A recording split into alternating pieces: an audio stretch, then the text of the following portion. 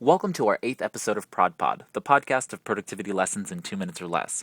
I'm Sidney-Smith, and I'm your productivity guide, the organizer of Getting Things Done DC Meetup and Getting Things Done NYC Meetup. You can find me tweeting on Twitter using the hashtag ProdPod. Productivity and presentations can almost be considered antonyms to the common seminar or workshop attendee. Everyone's time is limited, and they usually don't take the information gained into action.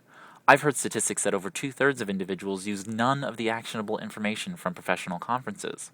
One of the main reasons I believe most people accomplish so little when they leave educational events is that they do not design their experience for the outcome that's most advantageous to them. This episode's tip: how to leave a presentation ready for action. Initially, I assess the information and giveaways I've received from any trade show exhibitors or sponsors. Are they really worth keeping? They become distractions once you're seated if you don't properly commit to putting the most important parts out of sight once the speaker begins.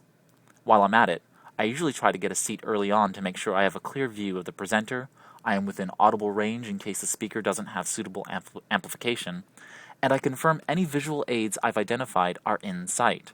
So with no external distractions that are within my control, I pull out the materials and give it a general context and content overview. I try to quickly underline or star the margins in areas where I'll want to make sure I pay special attention. On a separate sheet of notepaper, I use my own flavor of note-taking that I explained in episode 7.